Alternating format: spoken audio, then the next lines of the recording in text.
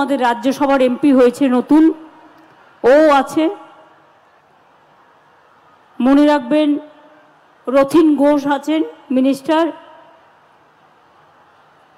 নির্মল ঘোষ আছেন, শোভনদেব চট্টোপাধ্যায় আছেন, ব্রাত্য বোস আছেন, চন্দ্রিমা আছেন, জেলা সভাধিপতি নারায়ণ আছে, সহকারী সভাধিপতি স্বরূপনগর শ্রীমতী বীণা মণ্ডল আছেন,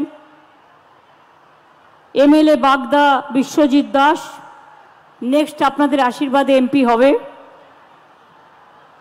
এমএলএ স্বরূপনগর বীণা মণ্ডল, এমএলএ বাদুরিয়া শ্রী আব্দুর রহিম কাজী, এমএলএ আমডাঙ্গা রফিকুর রহমান, এমএলএ বীজপুর সুবোধ অধিকারী, এমএলএ জগদ্দল সোমনাথ শ্যাম। এছাড়াও আমাদের এখানে উপস্থিত আছেন এমএলএ শ্রীমতী মঞ্জু বোস। নোয়াপাড়া এসছে নাকি? মঞ্জু তো আসেনি, আসতে পারেনি। ব্যারাকপুরের রাজ চক্রবর্তী, ও আসতে পারেনি।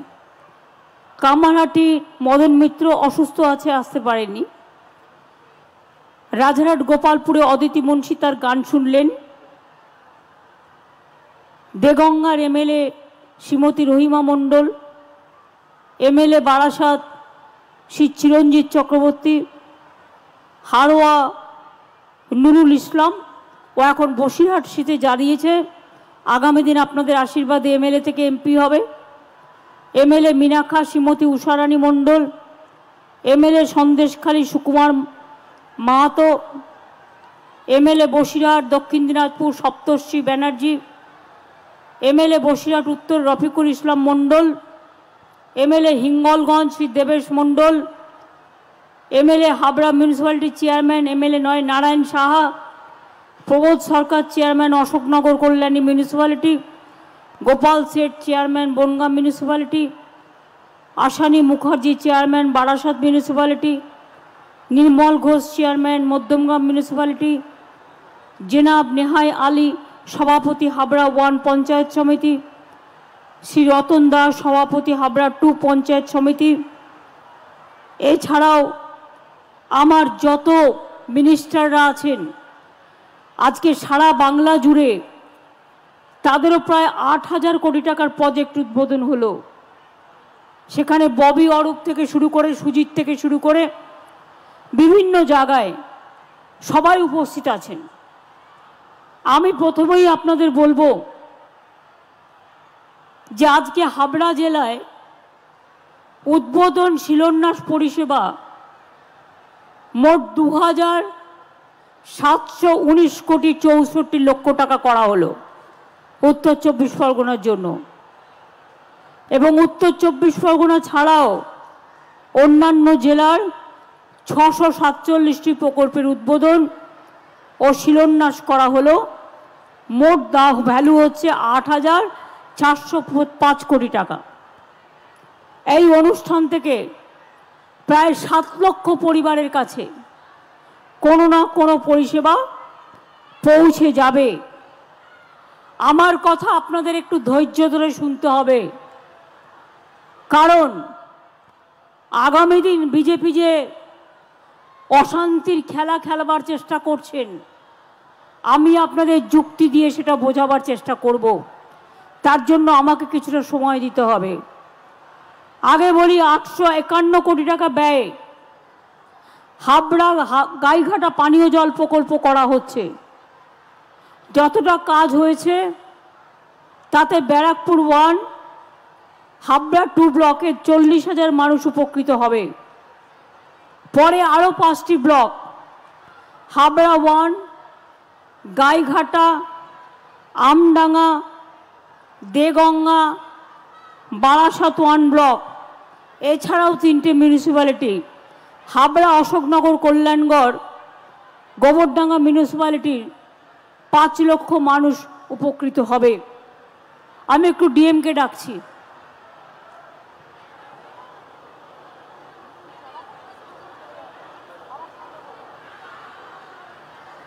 এছাড়াও মনে রাখবেন 851 কোটি টাকা ব্যয়ে, আচ্ছা ওগুলো তো বলে দিয়েছি, 530 কোটি টাকা ব্যয়ে মুড়াগাছা থেকে কাপা পর্যন্ত কল্যাণী এক্সপ্রেসওয়ের সম্প্রসারণের কাজ করা হয়েছে। 351 কোটি 43 লক্ষ টাকা ব্যয়ে মিনাখা ব্যারাকপুর 1 রাজারহাট ব্লকে 3টি ট্রান্সমিশন সাবস্টেশন স্থাপন করা হয়েছে।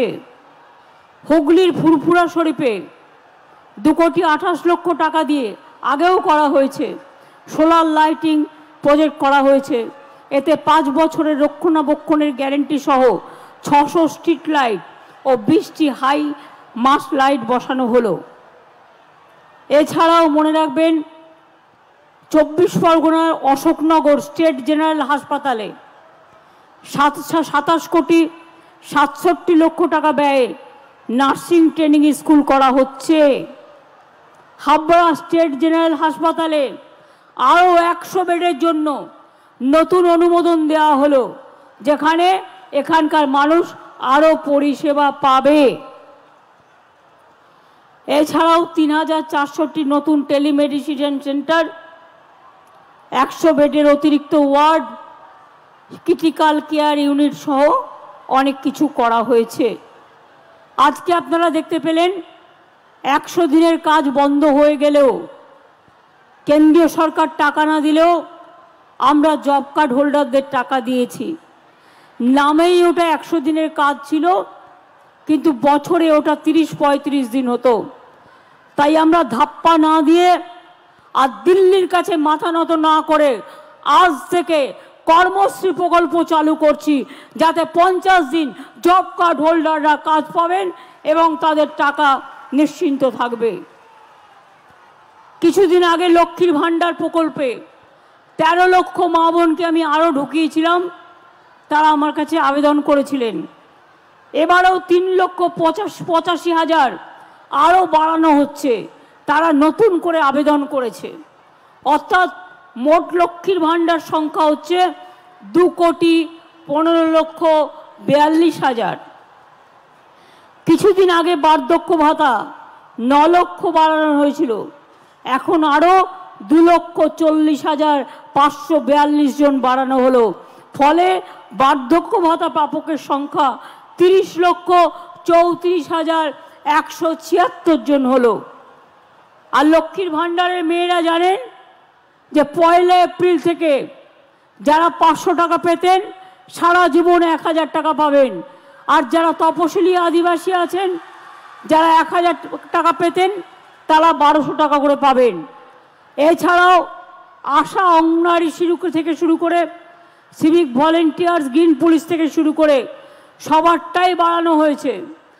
আমি জানি আমাদের ভিলেজ রিসোর্স পার্সন যারা আছে তারাও ভিলেজে অনেক কাজ করে, আমি তাদের জন্য 750 টাকা বৃদ্ধির প্রস্তাব এখানে রাখছি, যাতে পঞ্চায়েতে তারা ভালো করে কাজ করতে পারেন। এবার আমি আসবো আসল কথায়।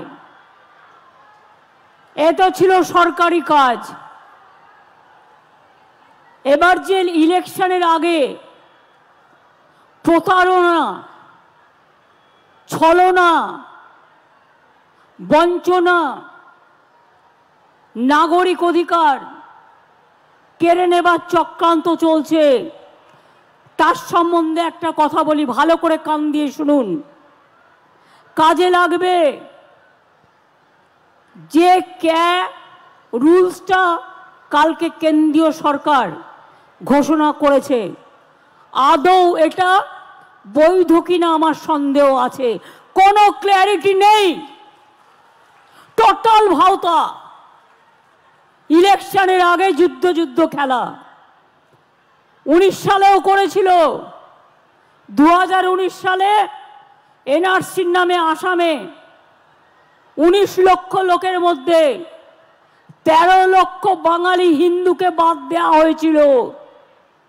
অনেক মানুষ দুঃখে আত্মহত্যা করেছিল। আজকে যে বিজেপির নেতারা বলছেন ক্যা করে দিলাম, অধিকার দিয়ে দিলাম, এবার আমি আপনাদের কাছে কয়েকটা কোয়েশ্চেন করছি।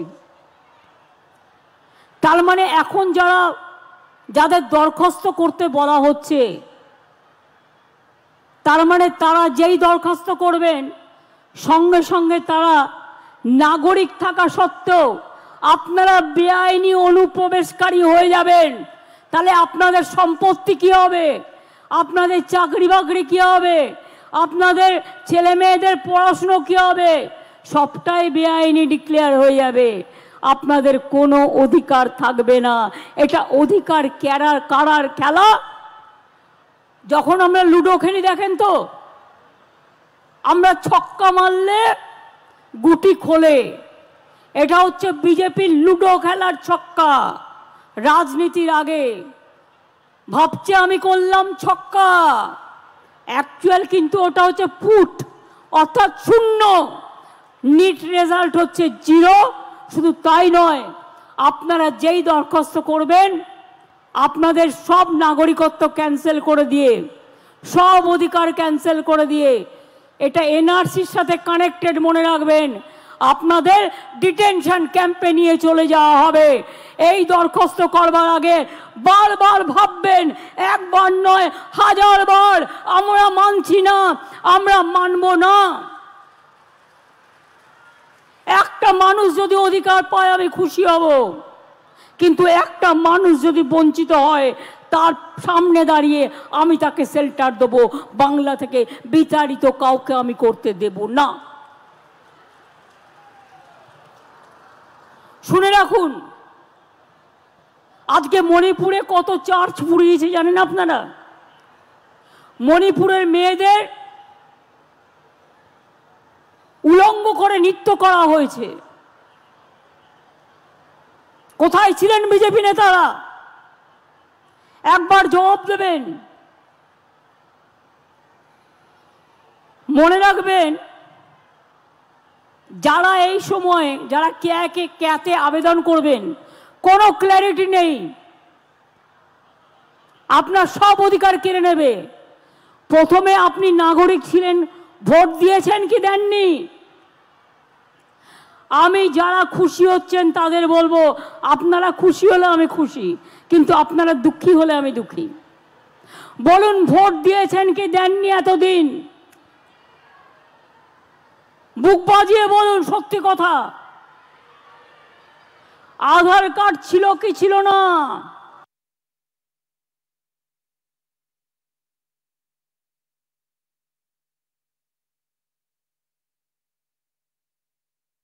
না। জমি আছে কি নেই? দোকান আছে কি নেই? তাহলে বুঝুন, এই আইনটায় যেই আপনি দরখাস্ত করবেন আপনি অবৈধ নাগরিক হয়ে গেলেন। তার মানে আপনার কোনো অধিকার আর থাকবে না, আপনি ফরেনার্স হয়ে গেলেন। শুনুন, সারা পৃথিবীতে নিয়ম আছে। কোন রাষ্ট্রে 5 বছর, কোন রাষ্ট্রে 10 বছর, কোন রাষ্ট্রে 3 বছর। যদি বাইরে থেকে কেউ আসেও, তারা যদি সেই বছরগুলো সেই রাষ্ট্রে থাকে, তারা কিন্তু গ্রিন কার্ড পায়, তারা কিন্তু সিটিজেন কার্ড পায়। এই চালুটা কেন করলেন না? আগে তো ডিএমরা নাগরিকের কার্ড দিত, সেই অধিকার কেড়ে নেওয়া হলো। আর আজ বিজেপির হাতে আপনারা দিয়ে দেবেন আপনার ভাগ্য, শুধু একটা ভোটের জন্য, 2টো সিটে জেতবার জন্য। আপনাদের ভাওতা দিচ্ছে, ভাওতা, ধাপ্পা দিচ্ছে, ধাপ্পা। মনে রাখবেন, সব হারাবেন। এটাও যাবে, ওটাও যাবে। আবার দেখুন, সব হিন্দু, শিখ, বৌদ্ধ, জৈন, পার্সি, খ্রিস্টানরা 2015 সালের পরে যারা ভারতে এসছেন তারা সব বেআইনি হয়ে যাবেন। সংখ্যালঘুরাও তো আছেই। ইচ্ছা করেই কালকের দিনটা বেছে নেওয়া হয়েছে, কারণ কালকে থেকে রমজান মাস শুরু হয়েছে, এটা আমরা বুঝি। বিজেপির খেলা হচ্ছে হিন্দুতে হিন্দুতে ভাগ করে দেওয়া, মুসলিমে মুসলিমে ভাগ করে দেওয়া। বলুন, আফগানিস্তান কি করে এলো? আফগানিস্তান তো ভারতের বর্ডার নয়, তাহলে মায়ানমার কেন এলো না? এটা তো ভারতের বর্ডার। তাহলে বলুন, যেগুলো ভারতের বর্ডার সেগুলো কিন্তু হলো না, সব কিন্তু রাষ্ট্রহীন হয়ে যাবে। এই এনআরসির সাথে যুক্ত, মনে রাখবেন।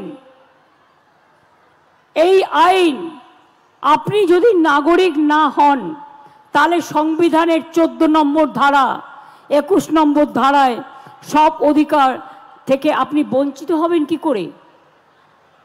কোর্টে গেলেও চ্যালেঞ্জ করতে পারবেন না। আপনি তো নাগরিক।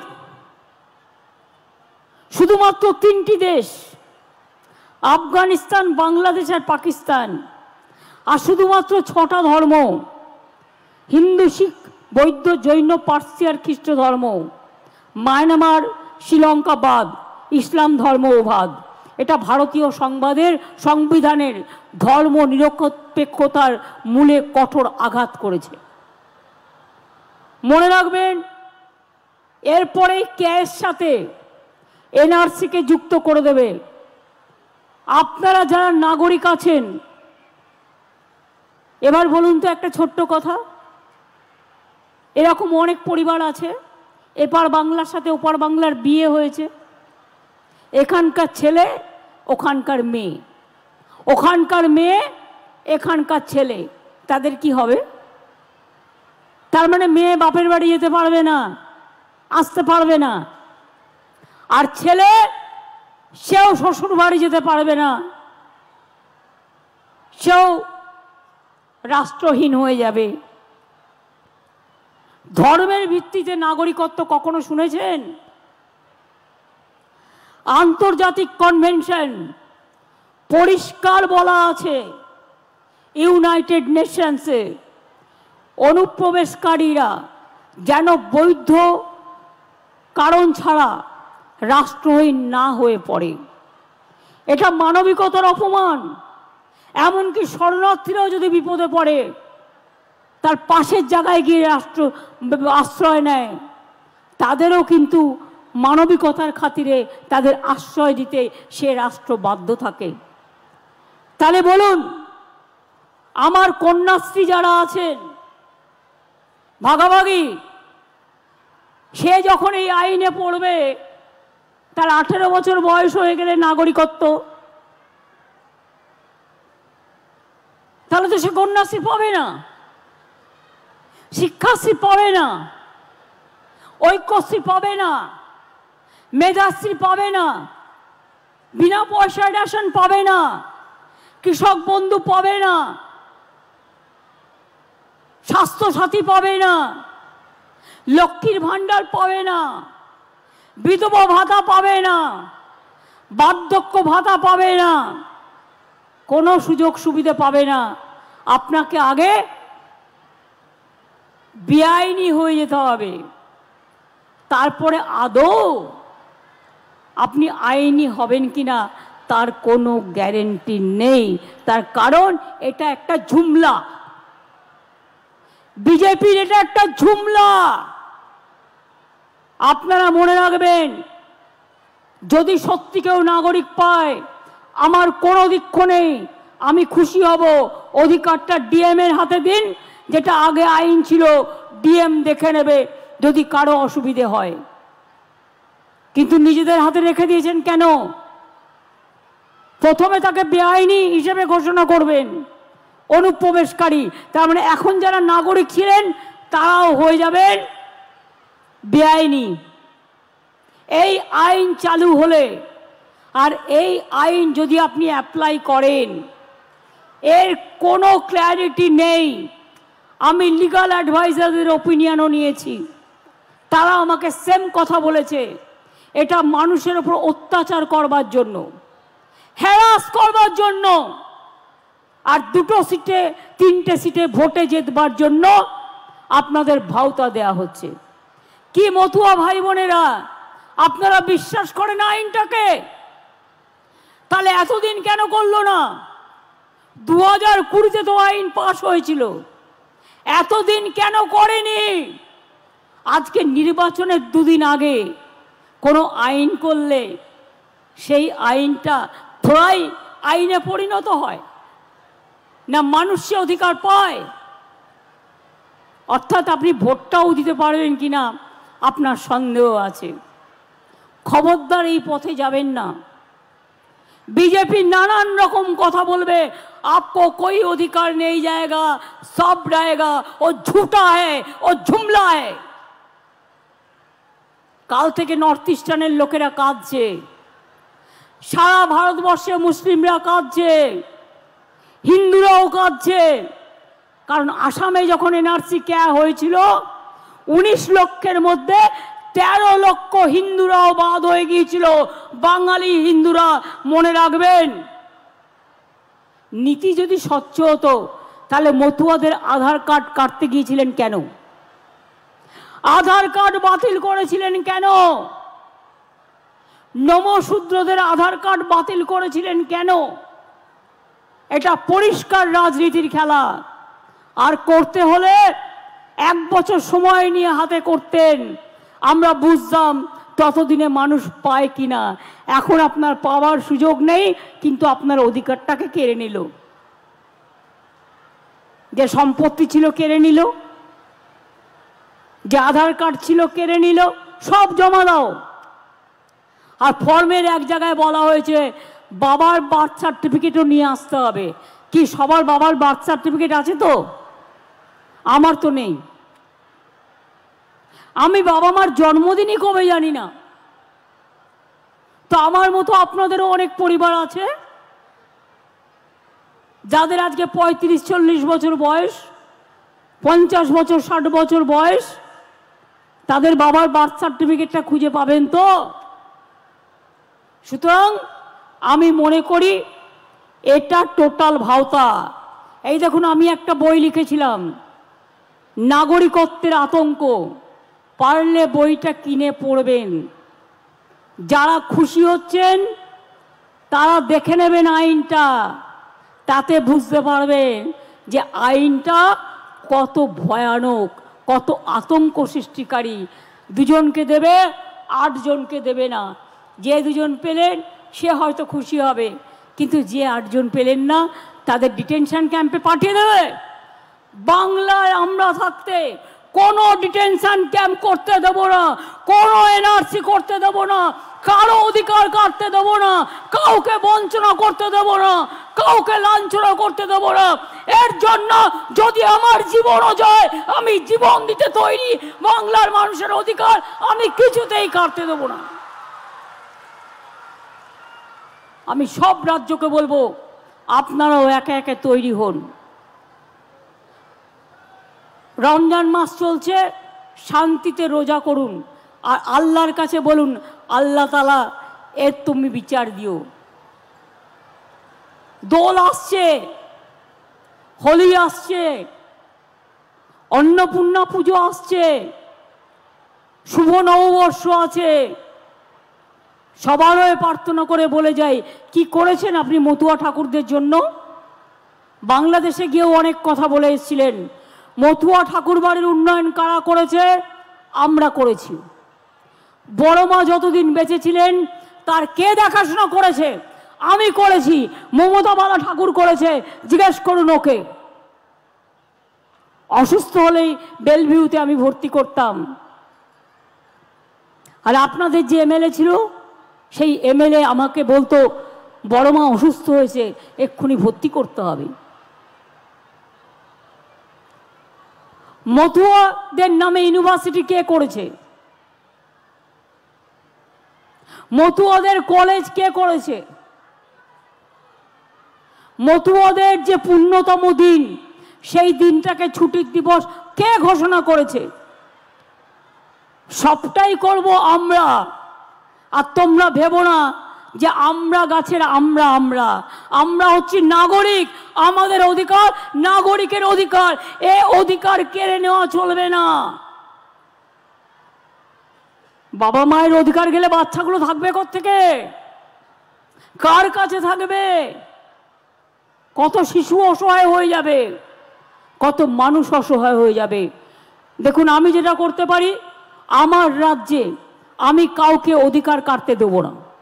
অন্য রাজ্যেও তারা তাদের দায়িত্ব নেবে, সারা ভারতবর্ষে যদি কোনোদিন সুযোগ আসে আমরা কিছুতেই এ আইন করতে देब ना। और एनआरसी हम नहीं सुनेंगे, हम नहीं करने देंगे। जनता को कोई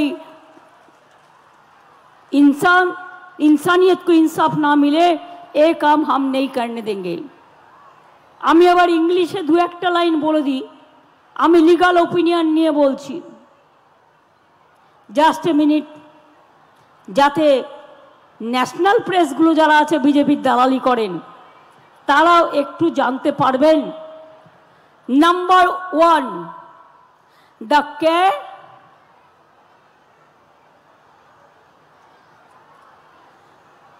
মনে রাখবেন এসএলপি, সরি, নাম্বার 1,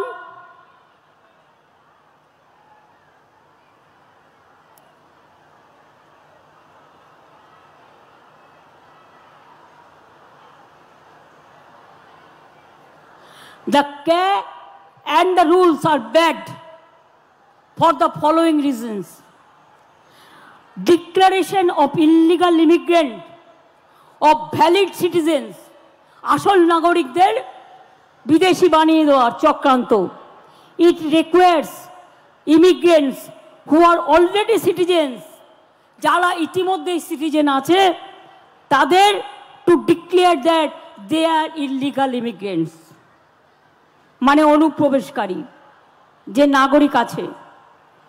কাট অফ ডেট বলেছে Hindus and others who have entered India after 31 December 2014 have been termed as illegal immigrants and will face NRC issue. Immigrant Muslims who are already citizens will be declared illegal immigrants and will suffer under the NRC. As said, there is no other explanation or clarity as to the status of existing assets and properties purchased by such illegal immigrants. Will those assets will be confiscated? আপনার যে সম্পত্তি আছে কোথায় যাবে তার কোনো clarification নেই। হয়তো মিটিংয়ে এসে বলবে সব रहेगा, बाद में देखेंगे कुछ नहीं रहेगा। 15 लाख रुपया देने का बात किया था ना चुनाव को पहले, वैसा ही होगा और कुछ नहीं होगा।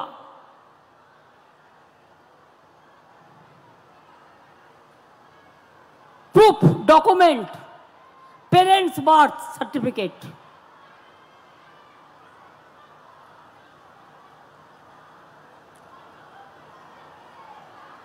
implementation process, nothing is there in the rules. Unconstitutional. The care and the rules are unconstitutional and discriminatory under rule article 14 of the Constitution, fundamental right to equality. আর কাস্ট, আপনারা কেউ শিডিউল কাস্ট আছেন, কেউ আদিবাসী আছেন, কেউ তপশিলি আছেন, কেউ নমশূদ্র আছেন, কেউ রাজবংশী আছেন, কেউ পাহাড়ি আছেন, কেউ খ্রিস্টান আছেন, কেউ বৌদ্ধ আছেন, কেউ হিন্দু আছেন এবং হিন্দুদের মধ্যেও অনেক কাস্ট আছে। There is no clarity as to how the caste reservation shall be applied to such immigrants who have already received benefits under the caste reservation. যারা already scheduled caste, scheduled tribe, OBC, তাদের status কি থাকবে? কোনো status থাকবে না, সে সম্বন্ধেও কিছু বলা নেই। অর্থাৎ আপনি তপশিলি ছিলেন, আদৌ থাকতে পারবেন তো? আপনি আদিবাসী ছিলেন, আদৌ থাকতে পারবেন তো? আপনি মতুয়া ছিলেন, মতুয়া ধর্ম আপনার ধর্ম, কিন্তু আপনি থাকতে পারবেন তো? রাজবংশী, আপনি আপনার কাস্ট সার্টিফিকেট পাবেন তো? সংখ্যালঘুরা তাদের কাস্ট সার্টিফিকেট, ওবিসিরা তাতে হিন্দুও আছে মুসলমানও আছে, খ্রিস্টানরা, এটা কি খ্রিস্টানদের তাড়ানোর খেলা? মুসলিমদের তাড়ানোর খেলা, নমশূদ্রদের তাড়ানোর খেলা, বাঙালিদের তাড়ানোর খেলা, এবং মনে রাখবেন বাংলাকে আবার ভাগ করার খেলা। আমরা এটা করতে দিচ্ছি না এবং দেব না।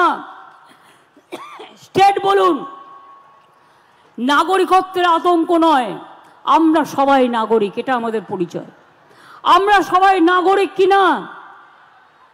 আপনারা সবাই নাগরিক, ভোট দেন, গণতন্ত্র আছে, পড়াশোনা করেন, কলেজে যান, সবুজ সাথী পান, স্কলারশিপ পান, লক্ষ্মীর ভান্ডার পান, কাস্ট সার্টিফিকেট পান, তপশিলি বন্ধু পান, জয় জোহার পান। মনে রাখবেন, এরপর যদি আপনাকে অনুপ্রবেশকারী বলা হয় আর তারপরে যদি কাউকে কাউকে করেও দেওয়া হয়, তর্কের স্বার্থে ধরে নিলাম, আপনার স্ট্যাটাসটা কি থাকবে? আবার নতুন করে কাস্ট সার্টিফিকেট করতে হবে। হতেও পারে, নাও হতে পারে। কাক জানেন তো, কাকের বাসায় কোকিল ডিম পাড়ে। কাকের বাসায় কোকিল ডিম পাড়ে। কাক ভাবে কাকের ছানা, কাক তাকে মানুষ করে। কোকিলটা যখন বড় হয়ে যায়, কোকিলটা তখন কুহু কুহু আওয়াজ শুনলেই উড়ে পালিয়ে যায় তার মায়ের কাছে। কাক কিন্তু তখন ভাবে, আরে এটা কাক নয়, এটা আমার বাচ্চা নয়, এটা কোকিলের বাচ্চা। বিজেপির খেলাটা কি জানেন তো? নির্বাচনের আগে শুধু মিথ্যে কথা বলে, ভাউতা বলে, ছলনা দেয়, 15 লক্ষ টাকা করে ব্যাংক অ্যাকাউন্টে দেবে, ইলেকশন আসলে 100 টাকা দাম কমাবে, আর ইলেকশন চলে গেলে 1000 টাকা দাম বাড়াবে। এই হচ্ছে বিজেপি পার্টি। আপনাদের এমপি বাবুকে জিজ্ঞেস করুন না কি করেছেন তারা। যারা 18টা এমপি জিতে গেলেন বাংলা থেকে বিজেপির হয়ে, কি করেছেন? তৃণমূল করলে কালো আর বিজেপি করলে ভালো। তৃণমূল করলে নোংরা আর বিজেপি করলে ওয়াশিং মেশিনে সাদা হয়ে যাচ্ছে, কালো থেকে সাদা হয়ে যাচ্ছে। বাহ, তুমি মহারাজ সাধু হলে আজ, আমি আজ চোর বটে। মনে রাখবেন, চোরদের সবচেয়ে বড় নেতা হচ্ছে এরা। একটু খুঁজে দেখুন না কে কত প্রপার্টি করেছে, একটু খুঁজে দেখুন না। তৃণমূলকে চোর বলে বিজেপিকে জেতানো? তৃণমূলের সবাই চোর নয়, একটা দুটো লোক সিপিএম থেকে আসা, এখান থেকে আসা কিছু হতে পারে। তার জন্য কোর্টে কেস চলবে, কেস বিচার করবে, আইন আইনের মতো চলবে। আপনি কে? ইডিকে বলছেন যাও গিয়ে থ্রেট করে এসো, সিবিআই পাঠিয়ে দিচ্ছেন সবার বাড়িতে, ইডি পাঠিয়ে দিচ্ছেন, ইনকাম ট্যাক্স পাঠিয়ে দিচ্ছেন, আর ইডি বলছে ডেকে বিজেপি করে না, এ নেই তো নেই হোগা।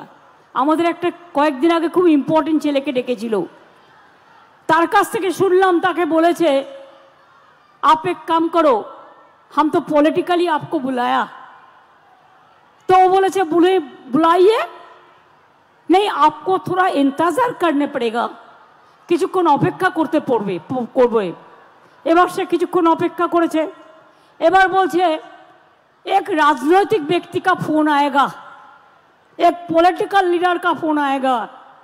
এবার ফোন এসেছে, ফোনে কি বলছে? তোমাকে বলে দিলাম তুমি কিন্তু বিজেপির কোনো জায়গায় প্রচার করবে না, বিজেপি যা বলবে তাই শুনবে।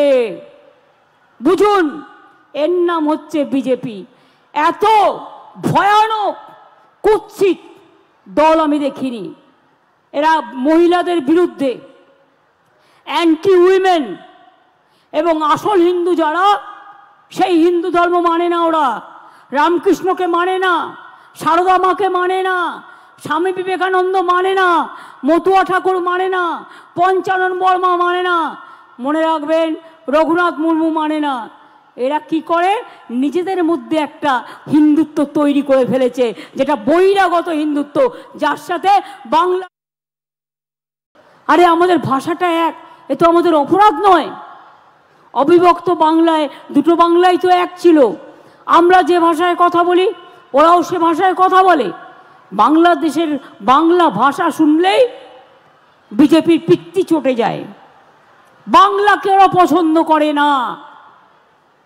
আমরা তো হিন্দি ভাষাকে ভালোবাসি, আমরা তো জৈনদের ভালোবাসি, আমরা তো খ্রিস্টানদের ভালোবাসি, আমরা তো বৌদ্ধদের ভালোবাসি। আমাদের জনগণ মন অধিনায়কও কে গেয়েছিলেন? রবীন্দ্রনাথ ঠাকুর। কি গেয়েছিলেন? পাঞ্জাব ও সিন্ধু গুজরাট ও মারাঠা দ্রাবিড় উৎকল বঙ্গ। নজরুল ইসলাম কি লিখেছিলেন? কোরআন পুরাণ বেদ বেদান্ত বাইবেল ত্রিপিটক গ্রন্থ সাহেব জেন্দা বেস্তা পড়ে যাও যত সব। স্বামী বিবেকানন্দ কি বলেছিলেন? একটা নিম্ন সম্প্রদায়ের বাড়িতে গিয়ে হুকো টেনেছিলেন, বললো আমি দেখছি আমার জাত যাচ্ছে কিনা। যার জন্য নজরুল গান গাইলেন, জাতের নামে বজ্জাতি সব জাত জালিয়াত করছে খেলা। স্বাধীনতা আন্দোলন যখন হয় কোথায় ছিল বিজেপি? পাত্তাই ছিল না। লড়েছে তো বাংলা, লড়েছে তো পাঞ্জাব, তোমরা কোথায় ছিলে? গান্ধীজিও তো সেদিনকে বাংলায় ছিল। নেতাজি কাদের? বাংলার। বিদ্যাসাগর কাদের? বাংলার। রাজা রামমোহন রায় কাদের? বাংলার। ক্ষুদিরাম কাদের? বাংলার। প্রফুল্ল চাকি কাদের? বাংলার। মতুয়া ঠাকুর কাদের? বাংলার। লোকনাথ ধাম কাদের? বাংলার। অনুকূল ঠাকুর কাদের? বাংলার। সব জায়গায় আছে, সব ধর্ম। হিন্দু মুসলিম শিখ ইসাই আপোষ মেলায় না ভাই ভাই। আমরা দুর্গা পুজোও করি, আমরা ঈদও করি, আমরা বড়দিনও করি। তাই মনে রাখবেন, এই ক্যাম্পেইন আপনাদের প্রচার এলাকা এলাকায় চলবে। জানেন তো, একটা শাকে যদি পচা হয়, পচা শাকে পা দিলে পা কাটবেই। একটা যদি শাক পচা হয় ওটাকে সরিয়ে ফেলে দিন, এই আইনটাকে সরিয়ে ফেলে দিন। আপনার দরকার নেই, আপনি বহাল তবিয়তে বাংলায় থাকবেন, আপনার চিন্তা করার কোনো কারণ নেই। কেউ কারো ক্ষমতা নেই আপনাদের গায়ে হাত দেবে, আর হাত দিলে আমরা বুঝে নেব। মাগো ভাবনা কেন? আমরা তোমার শান্ত প্রিয় শান্ত ছেলে, তবু শত্রু হলে, আমি অস্ত্রটা বলছি না, প্রতিবাদ মোরা করতে জানি। তাই ভয় পাই না আমরা, এটা মাথায় রাখবেন। আমি ভয় করব না, ভয় করব না। দুবেলা মরার আগে মরবো না ভাই, মরবো না। তরিখানা বাইতে গেলে মাঝে মাঝে তুফান মেলে, তাই বলে আর ছেড়ে দিয়ে কান্নাকাটি করব না। আর বিজেপি তোমার জুজুর ভয়ে, তোমার ইডির ভয়ে, তোমার সিবিআইয়ের ভয়ে, আর তোমার ছোট্ট ছোট্ট কেউটে গোখরোর ভয়ে আমরা ভয়ে ভয়ে মাথা নত করে মরব না। আমরা মাথা উঁচু করে চলি, চিত্ত যেটা ভয় শূন্য, উচ্চ যেটা শির। আমরা মাথা উঁচু করে বলি, হেমর তীর্থপূর্ণ চিত্তে জাগরে ধীরে এই ভারতের মহামানবের সাগর তীরে। এটা রবীন্দ্রনাথ ঠাকুর লিখেছিলেন। হেতায় আর্য হেতায় অনর্য, হেতায় দাবির চিন সখুন্দল পাঠান। জানো তো, আমার মাথাও ফাটিয়েছে, প্রাণে মেরে ফেলার চেষ্টা করেছে, দুটো হাত ভেঙে দিয়েছে, কোমর ভেঙে দিয়েছে, চোখ নষ্ট করে দিয়েছে। তাও জেনে রেখে দেবে, আমি কোনোদিনও হার মানিনি। আমি জীবিত থেকেও জিন্দা লাশ হিসেবে বেঁচে আছি, এদের সাথে লড়াই করতে করতে আগামী দিনও তাই থাকবো। শুধু চাই মা মাটি মানুষের আশীর্বাদ আর ভরসা। মা মাটি মানুষ আপনাদের ভরসা, আর আমাদের গ্যারেন্টি মা মাটি মানুষ। বিজেপি আমাদের গ্যারেন্টি নয়, যারা সব কেড়ে নেয় আর মিথ্যে কথা বলে। ভোটের আগে উজালা আর ভোটের পরে ভোজালা, এই হচ্ছে এদের কাজ। কাজেই মনে রাখবেন, আপনাকে আপনার লড়াই লড়তে হবে। আমি ছিলাম, আছি, থাকবো, আমরা সবাই থাকবো, জোট বেঁধে থাকবো।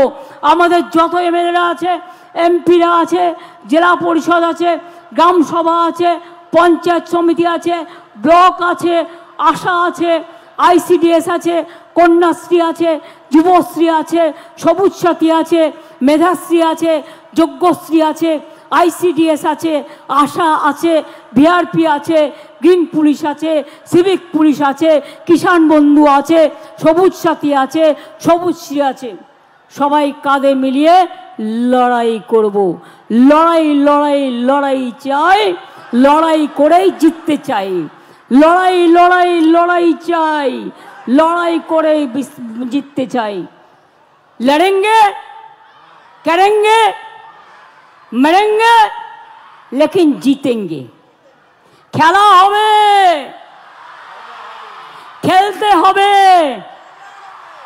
জিততে হবে, পড়তে হবে, শিখতে হবে, অন্যায়ের বিরুদ্ধে প্রতিবাদ করতে হবে। ভালো থাকুন, সুস্থ থাকুন। অনেক অনেক শুভ নববর্ষ আপনাদের সকলকে। শুভ দোল, শুভ হোলি, শুভ অন্নপূর্ণ পূজা এবং শুভ রমজান মাস, শুভ ঈদ মোবারক। মাথা ঠান্ডা রেখে করুন, দিদি আপনাদের পাশে আছে। কোনো চিন্তা করবেন না। বিনা যুদ্ধে 1 ইঞ্চি জমিও ছাড়ব না, এটা মাথায় রাখবেন। জমিদারদের উত্তর দেওয়ার জন্য আমি আপনাদের পাহারাদার, এ কথা দাঁড়িয়ে বলে গেলাম, হাবড়ার মাটিতে দাঁড়িয়ে এটা মনে রাখবেন। সারা বাংলাকে মেসেজ দিলাম, সারা পৃথিবীকে দিলাম এবং সারা ভারতবর্ষকে দিলাম। ভালো থাকবেন। জয় হিন্দ, বন্দে মাতরম, খোদা হাফেজ, ইনশাল্লাহ। জয় জোহার, জয় মতুয়া, জয় রাজবংশী, দণ্ডবতে, জয় পাহাড়, জয় বাংলা, জয় জঙ্গলমহল, জয় মামাটি মানুষ। ভালো থাকবেন সকলে, সুন্দর থাকবেন। আর ছাত্রছাত্রীরা আগামী দিন ইঞ্জিনিয়ার হবেন, ডাক্তার হবেন, প্রফেসর হবেন, বিশ্ব জয় করবেন। সারা বিশ্বে মহাকাশ থেকে শুরু করে আকাশ পর্যন্ত, আকাশ থেকে শুরু করে মাটি থেকে শুরু করে আপনারাই জিতবেন, আপনারাই জিতবেন, আপনারাই জিতবেন, আপনারাই ভবিষ্যৎ গড়বেন। আপনারা আমাদের ভবিষ্যৎ। ইয়াং প্রজন্ম, ছাত্র যৌবন, সকলকে আমার অনেক অনেক অভিনন্দন, প্রাণের প্লাবন এবং আপনাদের সকলকে জানাই শুভ নন্দন। আমি অনুরোধ করছি, জনগণ মনোযোগী হবে। তার আগে মমতা বালা ঠাকুর মতুয়া ঠাকুর বাড়ি থেকে আমাকে একটা স্মারক দিচ্ছেন। আমি প্রণাম করে এই স্মারক গ্রহণ করছি, এটা আমাকে পাঠিয়ে দিও। আর আমি বলি, হ্যাঁ।